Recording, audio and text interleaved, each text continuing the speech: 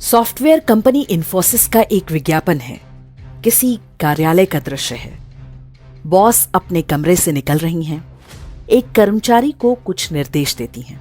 तभी mobile phone पर कुछ देखकर टेंशन में आ जाती हैं। अपनी सेक्रेटरी के पास जाकर पूछती हैं, When did this meeting happen? ये मीटिंग कब हुई? सेक्रेटरी चेक करके बताती है, कल देर शाम को 8 बजे के आसपास। सफाई देते हुए कहती है, We assumed you would be busy with the baby. हमने सोचा कि आप अपने बच्चे के साथ व्यस्त होंगी। बॉस के चेहरे पर चिढ़ देखा जा सकता है। ऑफिस की दीवार पर छप जाता है, We assumed। गुस्से में तमतमाई बॉस कमर पर हाथ रखे खड़ी है। स्क्रीन पर लिखा हुआ आता है, When you take away her right to make decision by assuming for her, you are being unconsciously gender biased. जब आप उसके लिए निर्णय लेने का अधिकार छीन लेते हैं, तो आप अनजाने में जेंडर बायस अर्थात स्त्री पुरुष के बीच भेदभाव करने वाले होते हैं। मतलब जो बॉस ऑफिस के सारे निर्णय लेती है, उसके साथ उसकी ही सेक्रेटरी ने जेंडर बायस कर दिया। ये वो वामपंथी नारीवाद या फेमिनिज्म है जो हमें सिखाया जा रहा है। सेक्रेटरी ने सोचा कि देर रात 8 बजे बॉस घर जा चुकी होंगी, बच्चे के साथ होंगी, उन्हें तंग ना किया जाए। ऐसा सोचकर उसने बहुत बड़ी भूल कर दी। ऑफिस की मीटिंग और बच्चे में से कोई एक चुनना हो तो मीटिंग को चुना जाना चाहिए, अन्यथा आप पिछड़ी और पुरुषवादी सोच वाली हैं। अब बॉस रात 8 बजे मीटिंग में रहेगी तो अन्य महिला कर्मचारियों पर भी ये नियम लागू ही होगा। काम के नियत घंटे और कार्यस्थल पर मिलने वाली सुविधाएं, वो सारे अधिकार जो महिलाओं ने बीते 100 वर्षों में पाए हैं, इस वामपंथी विज्ञापन ने एक झटके में सब पर पानी फेर दिया।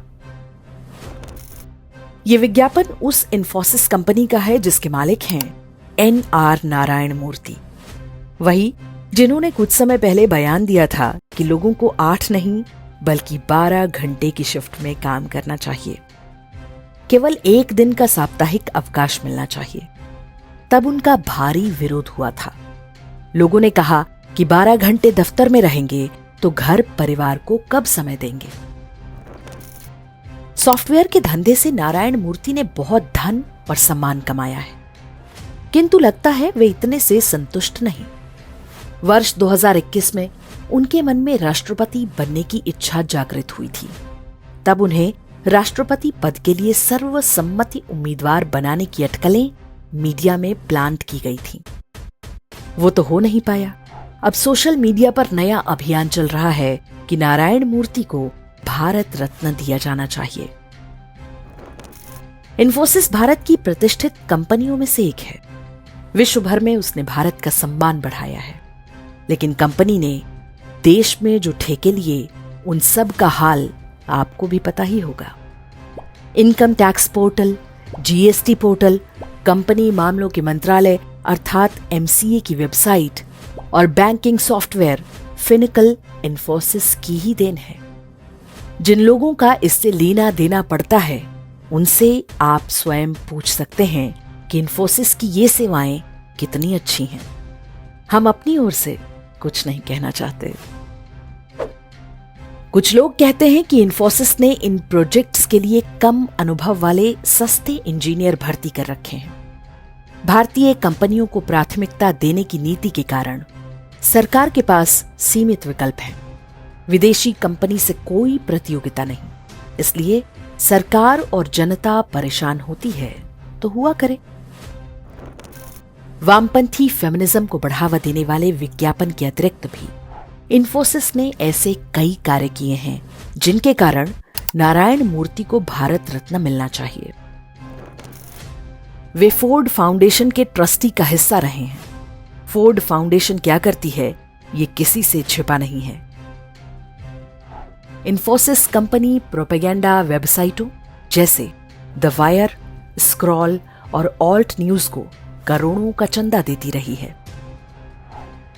उनकी इन्फोसिस फाउंडेशन अर्बन नक्सल को पुरस्कृत करने के लिए जानी जाती रही है। हार्वर्ड यूनिवर्सिटी में उन्होंने मूर्ति क्लासिकल लाइब्रेरी की स्थापना कराई। बताया गया कि ये हिंदू धर्म ग्रंथों का अनुवाद करेगी।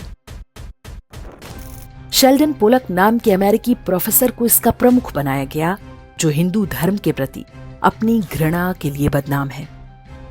अर्थ यह है कि इस प्रोजेक्ट में हिंदू धर्म ग्रंथों के अनुवाद के बहाने उनके अर्थ का अनर्थ करना था, ताकि मनुस्मृति की तरह हिंदू धर्म के विरुद्ध दुष्प्रचार के लिए नई नई सामग्री तैयार कराई जा सके।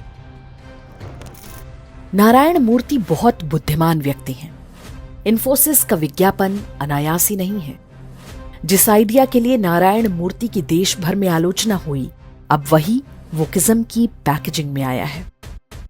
अब कोई विरोध नहीं करेगा तो पिछड़ी हुई सोच वाला, पैट्रियार्कल, मिसोजिनिस्ट, मेल शोवनिस्ट और न जाने क्या क्या करार दिया जाएगा। बहुत सारी महिलाएं इस वोक वामपंथी झांसे में आ भी जाएंगी। उन्हें कार्यालय के समय के बाद भी मीटिंग को बच्चे पर प्राथमिकता देना आजादी के लिए आवश्यक लगेगा। एक समय था जब ट्रेनों बसों में लोग महिलाओं को स्वतः ही सीट दे देते थे। जो पुरुष ऐसा नहीं करते थे उन्हें असभ्य माना जाता था। फिर फेमिनिज्म ने बताया कि वे किसी से कमजोर थोड़े ही हैं जो कोई पुरुष उन्हें बैठने को सीट दे। वही फेमिनिज्म महिलाओं को समझा रहा है कि बंदूक पकड़ो और युद्ध के मैदान में लड़ने जाओ। हर वो काम करो जो पुरुष करते हैं। तुम्हारी स्वतंत्रता तुम्हारे स्त्री होने में नहीं, तुम्हें पुरुष बनना होगा। इन्फोसिस का यह विज्ञापन कुछ कंपनियों और उनके मैनेजमेंट के एक रोग का लक्षण है। इसके रोगी के पेट में सोशल मैसेज देने की गुड़गुड़ाहट मचती है। वे समाज, देश और धर्म के नियम तय करना चाहते हैं। ऐसे विचित्र विज्ञापन उसी का परिणाम है। अच्छी बात केवल यह है कि समाज अब ऐसी मानसिकता और उसके पीछे के खेल को भली भांति समझने लगा है।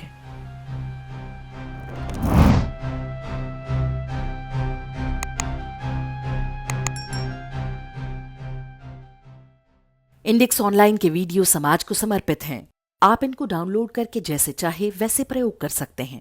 चाहे तो आप हमारे टेलीग्राम चैनल से जुड़ सकते हैं। वहां सारे नए पुराने वीडियो आपको मिल जाएंगे। हमारे सोशल मीडिया लिंक हर वीडियो के डिस्क्रिप्शन में होते हैं। हमारा एकमात्र उद्देश्य हिंदू समाज को जागृत और एकजुट करना है। इसमें सहभागी बने। धन्यवाद।